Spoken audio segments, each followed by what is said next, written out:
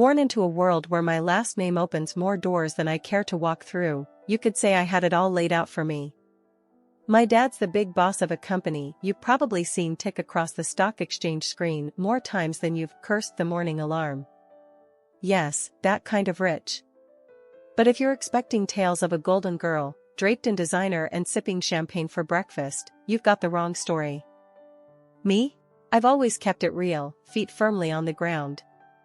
Money's nice, sure, but it's not everything.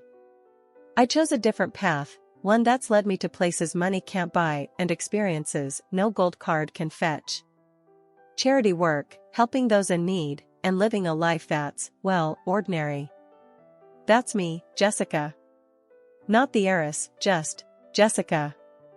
So, I was stuck in one of those typical evenings where my friend Sarah decided we all needed to get out more. We ended up at this dive bar downtown, the kind where the beer's cheap and the lights are dim enough to hide your regrets. Sarah was all hyped up, going on about some guy she met online.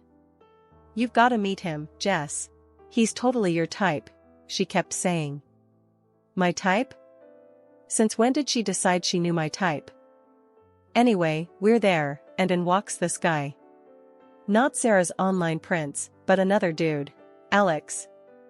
He was there with some friends, looking as out of place as a cat at a dog show. He wasn't dressed to impress, just a simple tee, jeans, and this easy smile that kind of lit up the room. We got to talking, and it was easy. Like, really easy. He worked some manager job at a place I'd never heard of, nothing fancy, but he talked about it with this passion that was kinda infectious. "You really dig your job, huh?" I remember asking, sipping on my third beer. "Absolutely," Alex shot back, leaning in. "Every day's a challenge. But hey, I'm not here to bore you with work talk. What about you?" Sarah mentioned charity work. I shrugged, trying to downplay it. "Yes, a bit of this and that. Just trying to do my bit, you know?" "That's cool. Really cool," he said, and I could tell he meant it. Not in a trying to impress you sort of way, but genuinely. The night rolled on, our group mingling, but Alex and I kind of stuck together, chatting about everything and nothing. It was refreshing, talking to someone who wasn't trying to sell me on some investment or brag about their latest acquisition. As the night was winding down, Alex got this look in his eye, like he was working up to something. "Hey, Jessica, I know this is kind of forward, but would you want to grab dinner with me sometime? Just us?" I remember feeling this mix of surprise and excitement. "Sure," I said, trying to sound cool about it. "I'd like that." On the way home, Sarah was all giggles and "I told you so's." I just smiled, thinking about the evening. Alex was a breath of fresh air in my often too stale world. Little did I know how much things were about to change. It wasn't long before going out turned into hanging out at each other's places, which, let's be real, mostly meant my cozy apartment because Alex's roommates were a circus and a half.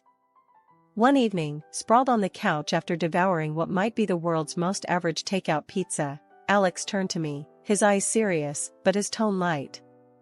"Jessica, how do you feel about making this a more permanent arrangement?" he asked, crumbs still clinging to the corner of his mouth. I raised an eyebrow. "You proposing we split a Netflix account or something more along the lines of a lease?"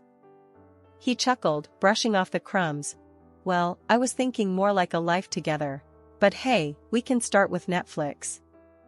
The simplicity of it, the straightforwardness, no grand gestures or dramatic backdrops, just us, in our element. It felt right. "Alex, if you're asking what I think you're asking. Yes. 1,000 times, yes." And just like that, with the aroma of cheap pizza as our witness, we decided to tie the knot. It was swift, sure, but when you know, you know. Telling our families was the next hurdle. My folks, well, they've always been about the "as long as you're happy" mantra, but this was putting it to the test. Dad, with his business empire, and Mom, the socialite, they had visions of me settling down with someone more in our circle. I broke the news over dinner, the fancy kind, where you're not sure which fork to use for the salad. "Mom, Dad, I'm getting married to Alex," I said, the words tumbling out in a rush. Dad paused, fork midair. "Alex? The manager chap? Well, that's quick." Mom simply smiled, a bit too tightly. "Dear, are you sure? This is rather sudden, isn't it?" But I was firm. "Yes, I'm sure. He's amazing, and we're really happy together." Their skepticism was palpable, but so was their love. "Well, if he makes you happy, darling," Mom conceded, and Dad nodded in agreement. Alex's folks were a whole different ball game. We went over to their place, a cozy little house that seemed always to smell like fresh cookies, or something equally comforting. Judy and Martin, they were as down-to-earth as they come, and they welcomed me like I'd always been a part of the family. "Alex tells us you're setting a date?" Martin asked, passing me a plate of those infamous cookies. "Yes, we're thinking sooner rather than later. Small ceremony, nothing fancy," I replied, trying to gauge their reaction. Judy beamed.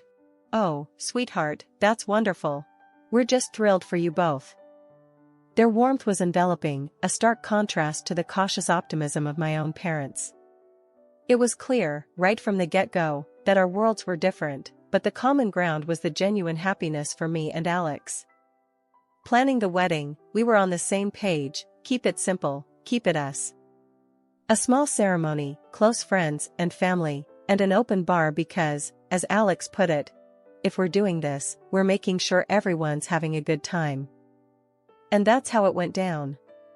A swift engagement, not because we were rushing, but because everything just clicked into place. Amid the whirlwind, there were quiet moments, looks shared between us that said, "We're doing the right thing."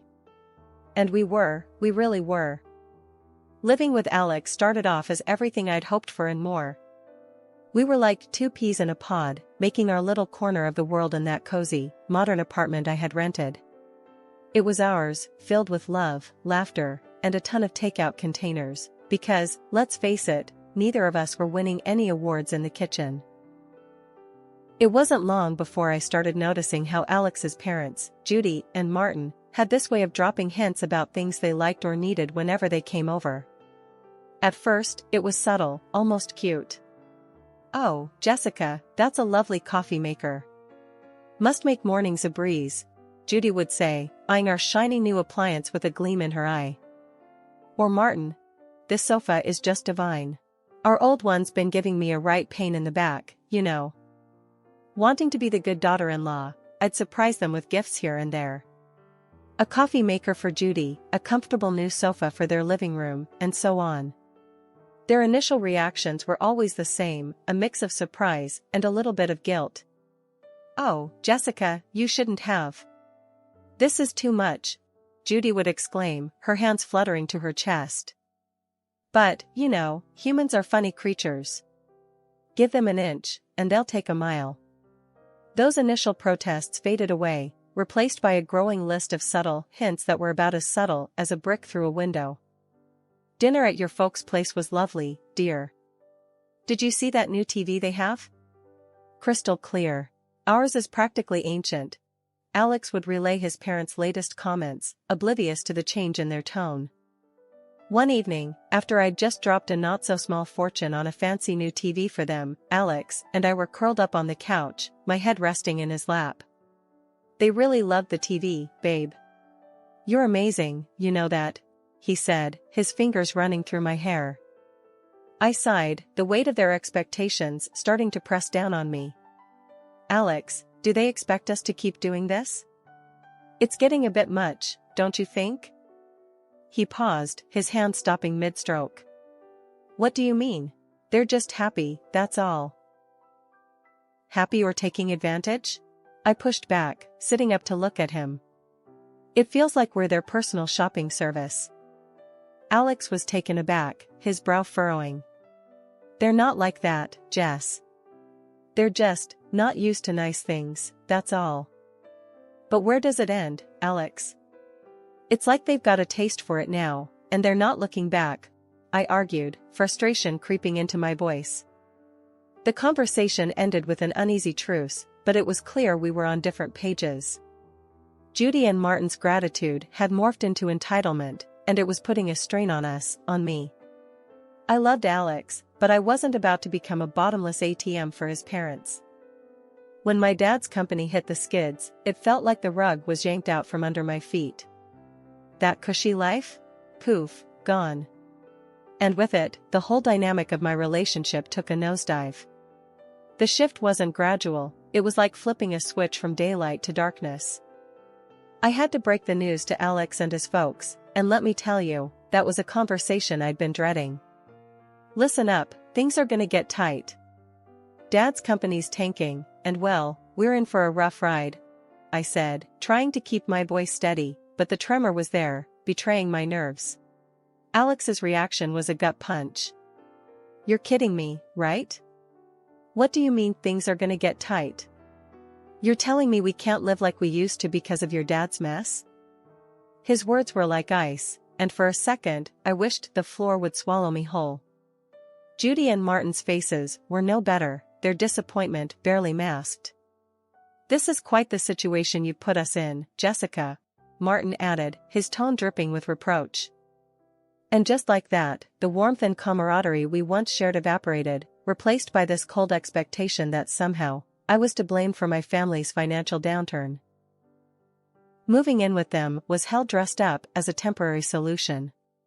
Our once independent life got swapped for a guest room that felt more like a cell in the house of the two people who clearly saw us as a nuisance. The atmosphere was charged with tension, every day a reminder that I'd somehow failed them. We're cutting back on everything because of this, Judy would remind me, her voice sharp, as she served dinner that was a far cry from the lavish meals we used to enjoy. And Martin, always with a comment on saving costs. Make sure those lights are off. We're not running a charity here. But Alex, he was the hardest to bear. The man I married seemed to have vanished, replaced by someone who saw me as a letdown. Can't you do something? Talk to your dad? It's like you don't even care we're living like this. He'd snap, anger flaring over the smallest things. Our conversations, once easy and filled with future plans, now were minefields. Every word I said was a potential trigger for another outburst. I thought marrying you meant security, not this struggle, he'd throw at me during arguments, his words slicing through me. It was clear we weren't just dealing with financial stress. This was a test of our relationship, a revelation of true colors under pressure. I was stuck in the middle, battling the disillusionment from my husband and his parents, while grappling with my own sense of failure. Judy's birthday dinner was supposed to be this cozy family thing at some upscale restaurant, a break from the constant tension. But it turned into the showdown of a lifetime. I should have seen it coming, the way things had been going at their place. We're all sitting there, menu in hand, and I'm trying to keep the peace, just blend into the background. That plan got torpedoed the second orders started flying. Alex, with this grin that made my skin crawl, goes, "Let's get the steak and the lobster for us," and he throws a look my way, 1 part smug, 2 parts cruel. Jessica can do with the soup of the day. Gotta save where we can, right? They all laugh like it's the best joke they've heard in ages. Judy adds her 2 cents. Absolutely, can't have Jessica overspending now, can we? I felt this flush of heat, not embarrassment, but pure fury. Really? Soup? What's this, some kind of sick joke? I snapped back, my voice sharper than I intended. Oh, come on, Jessica. It's just a bit of fun, Alex said, that smirk still plastered on his face. That's when I lost it. Fun? This is your idea of fun? When the chips are down, you just show how petty you really are. I can't believe I fell for your act. You could hear a pin drop. The whole restaurant was watching now, the awkwardness off the charts. I didn't sit back down. Keep your fancy dishes and your pathetic jokes. I'm out, I said, standing up so fast my chair nearly toppled over. The noise echoed, turning more heads our way. Alex reached out, trying to play the peacemaker. Jessica, don't. Let's not make this a scene. A scene? You think I care about making a scene after that stunt? This is about respect, something you clearly have none of. I yanked my arm free and made for the exit, the weight of their stares on my back. Stepping out into the night felt like breaking out of prison. My phone was blowing up, Alex no doubt, trying to do damage control. I ignored it, my mind made up. I drove back to their place, a storm of emotions brewing inside. How had things gone so sour? Alex and I were a team, or so I thought. But that dinner? It was a slap in the face, a wake-up call I couldn't ignore. Back at the house, I packed my bags in record time, each folded shirt a reminder of the life I was leaving behind. It wasn't just about leaving a place, it was about leaving a relationship that had shown its true colors. I turned off my phone, cutting off the barrage of messages. The silence was eerie, but welcome. That night wasn't just the end of a disastrous dinner, it was the close of a chapter one had no interest in revisiting. After the disaster that was Judy's birthday dinner, I found myself driving to my parents' house. The night was quiet, a stark contrast to the storm raging inside me.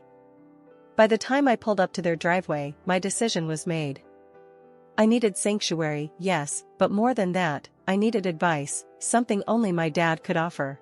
Walking into the house, the familiarity of it all was both comforting and jarring. Mom was asleep, but Dad was up, sitting in his study, surrounded by papers that seemed less important the moment I stepped in. "Jessica? What are you doing here at this hour? Is everything okay?" He stood up, concern etching his face. I took a deep breath, the events of the evening pouring out of me in a flood. I told him about the dinner, about Alex and his parents, and how I felt like I'd been reduced to nothing but a source of income for them. Dad listened in silence, his expression hardening with every word. When I finished, he sighed, a sound that carried years of experience and a hint of sorrow. "Jessica, I saw this coming. I just hoped I was wrong," he finally said, his voice steady but filled with empathy. "How could I have been so blind, Dad?" "I thought Alex. I thought we were different," I said, feeling the weight of my naivety. He walked over, putting an arm around my shoulders. "You wanted to see the best in him, in them. There's no fault in that. But people show their true colors in tough times. It's a hard lesson, but an important one." I nodded, the reality of his words sinking in. "But what do I do now?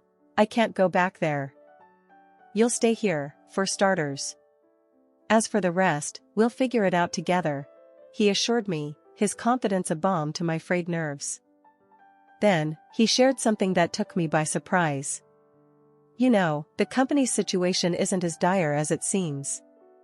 We're actually on the verge of a breakthrough." It was a strategic move, a way to weed out the opportunists. I stared at him, stunned. "So, you mean to say we're not broke?" He chuckled, a sound that was part relief, part amusement. "Far from it. But it was important to see who would stick around when the chips were down. Unfortunately, Alex and his family showed their true selves. The revelation was a lot to process. My anger towards Alex and his parents was now mixed with a sense of vindication. They had revealed their true motives, and in doing so, had freed me from a future of manipulation and deceit. "Dad, I don't know whether to be relieved or furious," I admitted, the emotions battling inside me. "Be both. It's okay. But remember, this experience has taught you something invaluable about people and their intentions. Use it, learn from it," he advised, his words grounding me.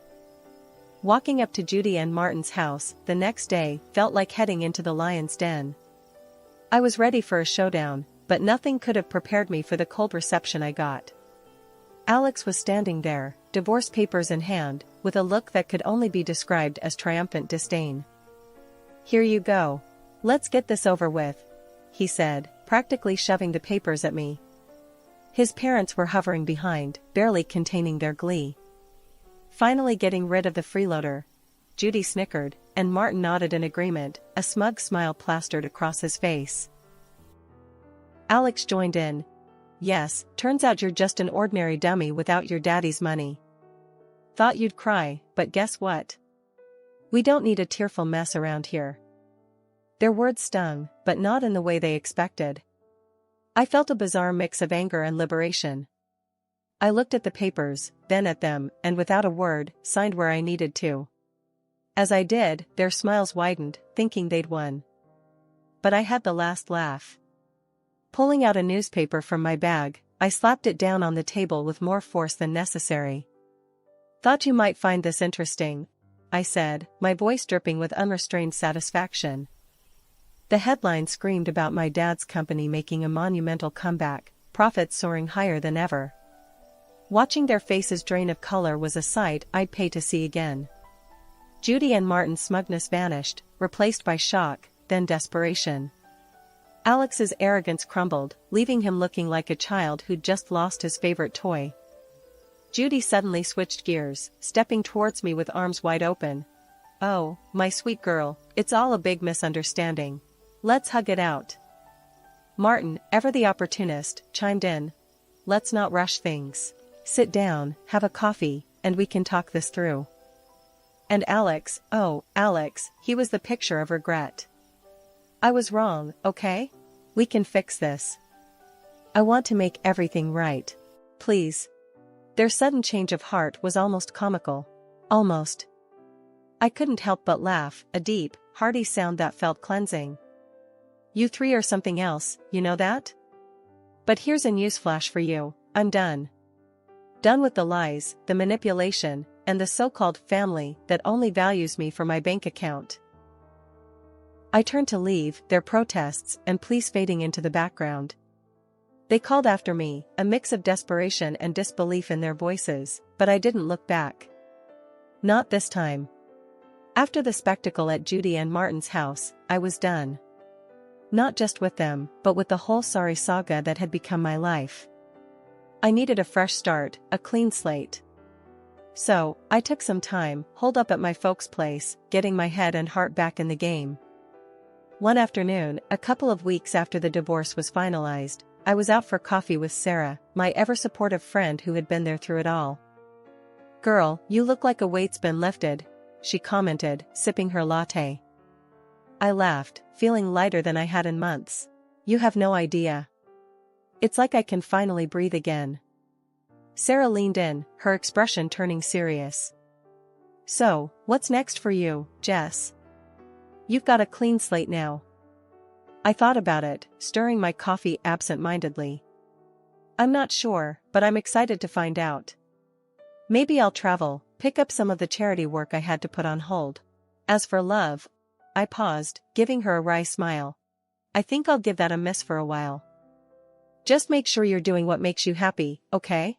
You deserve it after all that drama," she said, reaching over to squeeze my hand. "Thanks, Sarah. That's the plan."